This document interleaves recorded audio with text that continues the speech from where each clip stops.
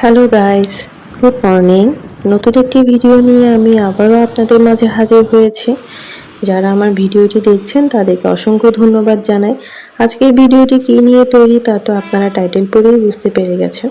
বেশ কিছুদিন আগে ফ্যামিলি নিয়ে কক্সবাজারে ঘুরতে গিয়েছিলাম।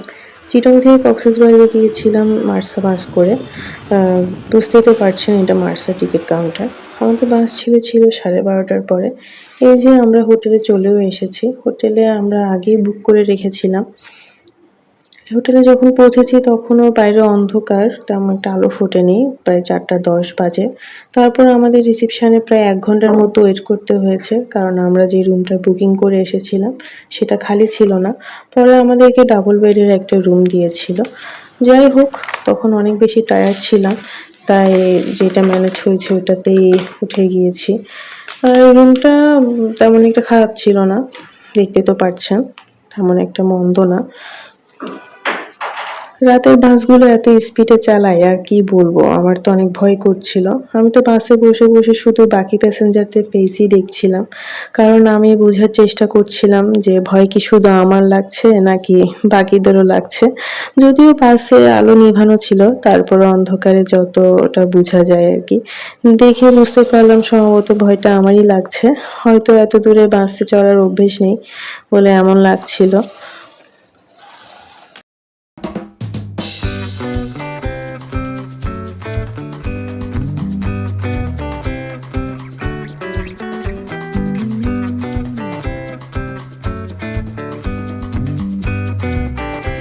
রুমে এসে কিছুক্ষণ রেস্ট নিয়েছি, তারপর রেডি হয়ে বের হয়েছি সকালে নাস্তা করার জন্য। নাস্তা করতে এসেছি হোটেলের কাছে কুটুমবাড়িতে। আমি এখানে মেনু বুকটা দেখছিলাম কি কি নেওয়া যায়।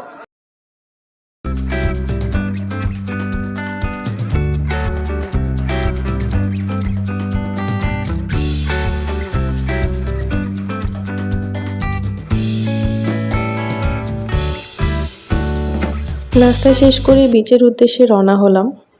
হোটেল থেকে বিচে অত দূরে ছিল না, অটোতে করে গেলে 7-8 মিনিটের মতোই লেগেছে। এই তো, যে কারণে এতটা পথ পাড়ি দিয়ে আসা, সেই স্থানে এসে পৌঁছালাম।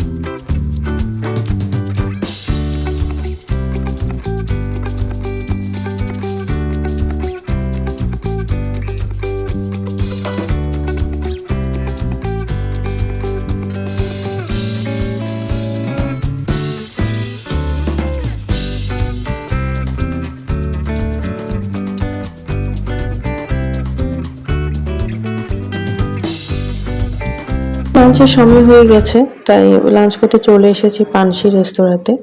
লাঞ্চ শেষ করে আবার হোটেলে ফিরে কিছুক্ষণ রেস্ট নিয়েছিলাম। আসলে টায়ার্ড লাগছিল অনেক বেশি, তাই কিছুটা সময় ঘুমিয়েছিলাম। ঘুম থেকে উঠে দেখি সন্ধ্যা হয়ে গেছে, আবার রেডি হয়ে নাস্তা করতে চলে এলাম রসুই ঘরে। খাবার অলরেডি অর্ডার করা হয়েছে। খাবারের জন্য অপেক্ষা করতে করতে চিন্তা করলাম রেস্টুরেন্টে একটু ভিডিও করে রাখি, আপনাদের সাথে শেয়ার করতে পারবো। এখানে তেমন একটা কাস্টমার ছিল না, এই 5-6 জনের মতোই ছিলাম। এই যে আমাদের নাস্তাও এসে গেছে। নিয়েছিলাম চিকেন গ্রিল, নান রুটি আর কফি। কফিটা অনেক টেস্ট ছিল। নাস্তা শেষ করে চলে এসেছি বিচে। এখন বিচে যাব না, আগে বিচের পাশে যে মার্কেটগুলো আছে আগে ওখানে একটু ঘুরবো, তারপর বিচে যাব। প্রথমে জুয়েলারি স্টোরে এসেছি। এই স্টোরের জুয়েলারিগুলো অনেক অরিজিনাল মুক্তা দিয়ে নাকি তৈরি। অরিজিনাল কিনা জানি না, তবে স্টলের জুয়েলারিগুলো আমার কাছে অনেক ইউনিক মনে হয়েছে, বাট অনেক বেশি প্রাইস বলছিল, যা আমার কাছে অনেকটা বেশি মনে হয়েছে। একে একে পুরো মার্কেটটাই ঘুরেছি। কি নেই এখানে, জুয়েলারি, কাপড়, জুতা, ব্যাগ, শামুক, ঝিনুক, হরেক রকম জিনিসের হরেক রকম মেলা।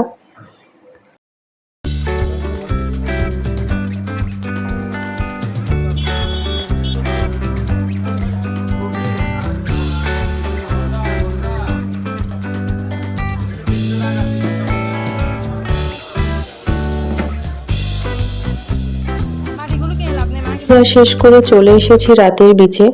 দিনের বেলা থেকে আমার রাতের সমুদ্রই বেশি ভালো লাগে।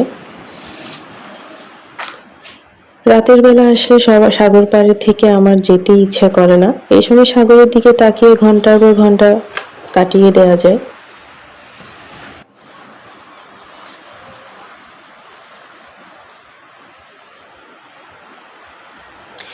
এই পর্বে আজকে এখানেই বিদায় নিচ্ছি।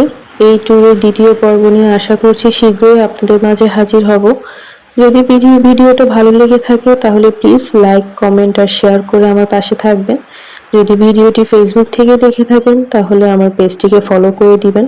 আর যদি ইউটিউব থেকে দেখে থাকেন তাহলে আমার চ্যানেলটিকে প্লিজ সাবস্ক্রাইব করে দিবেন। ধন্যবাদ।